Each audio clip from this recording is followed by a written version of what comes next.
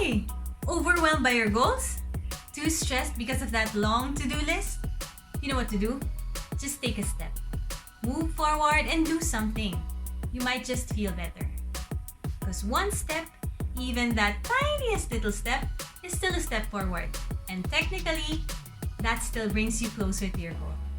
Doesn't it feel good to know that you're getting somewhere? So today, why don't we take that step forward? G? Ta-da! So let's take a step forward today by creating a footprint. Let's make a drawing of our foot. There. So my foot is quite small. It's like a baby's foot. There. So then let's draw the toes. Let's start with the big toe. Then a smaller one. Then again a smaller one. And two more. And last, the smallest toe. Alright. So next thing we do is to divide the base of the foot into sections by using arrowheads or like roofs. So let's create 4 sections. So let's do another arrowhead. So there. Created these arrow-like sections to remind us of moving forward or just taking a step. So first, for the first section, let's just first thicken the outline of this arrowhead. So there. Okay. Next thing we do is to draw another arrowhead inside, but this time just a normal line, a thin line. And let's just do this alternately. Let's use another thick arrowhead. There. Shade this. Okay. Okay. Then again, a thin arrowhead inside. Then a thick one again.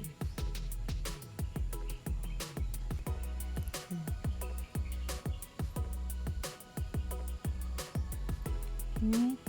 Then let's add some small glue. Okay, let's draw another arrowhead, but this time a much pointed one or a thinner one. Let's draw another diagonal line to create another arrowhead and one more on the left. So next is we thicken the outline of the triangles or the arrowheads. So there.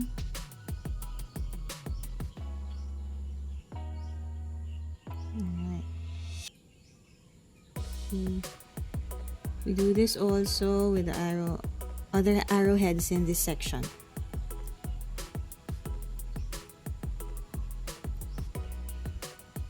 Okay.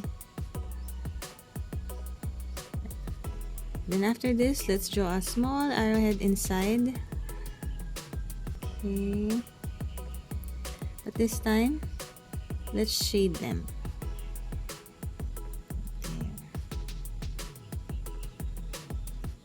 Do this also with other arrowheads in this section. Let's do this to give emphasis or to highlight the arrows, because again we'll be working with arrows here to remind us the direction we're going to be taking, which is to move forward. So the arrows are pointing upward or outward. So it reminds us to move forward. Now for the blank sections, let's just fill them with vertical lines. So for this section, these blank spaces will now be filled with vertical lines. There. So we're doing this, yes, we're using vertical lines as fillers to give contrast to the arrowheads in this section. So again, contrast helps us highlight the different designs. So we want to highlight, in this case, we want to highlight the arrowheads to give it more focus. Now for the next section, let's start with drawing a diamond, but take note that the diamond has a longer bottom part. There. Beside it, let's leave a bit of a space and draw a cylinder, but with an arrowhead top. Like a roof. Oh, maybe we could describe this as very tall houses. So in between each tall house, let's put a space. So let's do it also on the right side. There, like tall buildings with roofs, with pointed roofs. So there's space in between each tall house. Let's draw one more wall here. Then in between, let's use some circles to fill the spaces. There. So here, let's fill this with circles. So these spaces, blank spaces, or the background in this section will be filled with circles. So a while ago, in the other section, we used vertical lines as fillers or for the background. This time we are using circles. So the same thing, the purpose is for contrast, to highlight our arrow inspired figures and shapes. So for this section, we're highlighting these very tall houses that are pointing outwards or upwards, again to remind us to move forward. There. Okay. More circles. You can use smaller circles to fill the smaller gaps, smaller spaces. There. Next thing we do is we fill the inside of these tall houses using horizontal curved lines, and you notice the curves are moving upwards. The curves are towards the top. There. So it's still in line with our theme of moving upwards or forward. So they're all still pointing at the same direction. So we're just being consistent here. Okay. Alright. So there, we're done with this section. For the next section, let's create more arrow-inspired shapes. So let's create triangles again. Let's use diagonal lines or zigzag lines to create triangles. Let's do this in the right side also. There.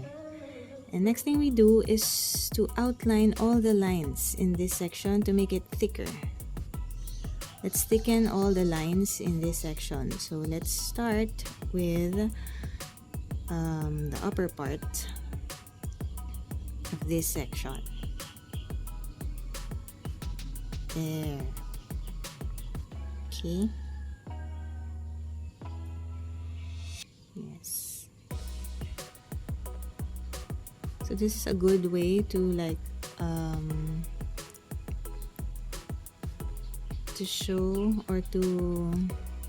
differentiation also between the base of the foot and the toes, which we will be working on after this. There. After this, let's also thicken the lines inside this section. So you'll notice that we've already created 4 sections with 4 different designs, but you'll notice also that each design is inspired by arrows or moving forward, because these different sections remind us of the different situations we may be in. It may be difficult or overwhelming, but still we choose to move forward. Okay, so back to this design, let's create an outline inside the spaces, the blank spaces. So there, we just draw an outline of the spaces in this section. So there. Okay.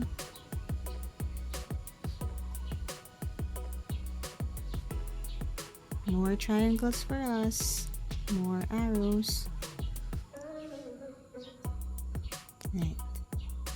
Next thing we do is to again draw outline inside a smaller one, but this time we shade it.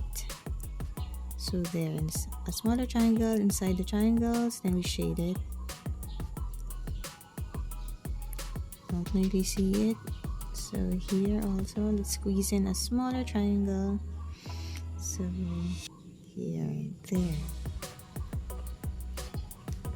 And we shade it. Again, this is for us to give emphasis on this shape, which is a triangle, like an arrow. There.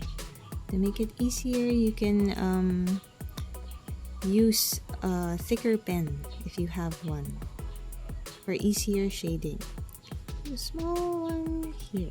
So now we're done with designing the base of our foot. Let's move to the toes. For the big toe, let's fill this with lots of circles, lots of layers of circles. So yes, very easy. Just relax and draw circles there. For the next toe, let's draw some horizontal lines. Since I rotated my paper, they look like vertical lines.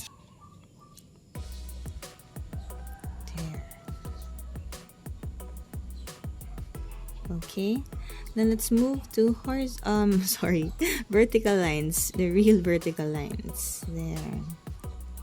So it doesn't matter if it's super straight or not, just as long as they look like vertical lines, that's good enough. Or you can use another design if you want. Next is we use vertical lines again.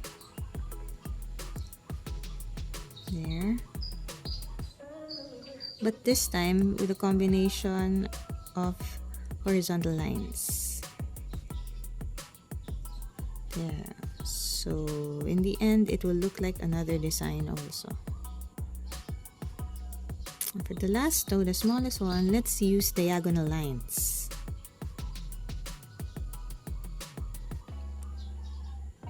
Okay.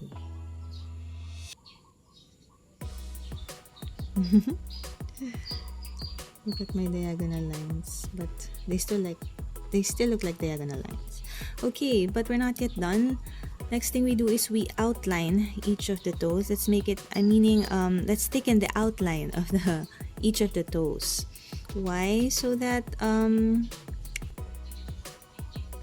it would still stick out or pop out even if they're just filled with simple designs. There, because compared to the base of the foot, that big figure shape we just created, we want to highlight also these toes. Why? Because these toes represent, if you notice, we have different designs. They represent the many next steps, or the many steps we can take to move forward. There's no one perfect next step. So don't waste too much of your time thinking about the next step you would be doing, because the more important thing is to actually just take the next step. It's just to move forward. Because after you take that next step or you move forward, you learn more things and you'll know what to do after. And lastly, we also try to thicken the outline of the base of the foot. This is for uniformity or continuity. So they will look like one piece, a cohesive piece. There. Okay. Lastly, this section. Okay. So there. Now we have our own footprint. So again, no matter how big or difficult the task may seem, try not to be overwhelmed, and just consciously make that decision to take a step, move forward, and do something.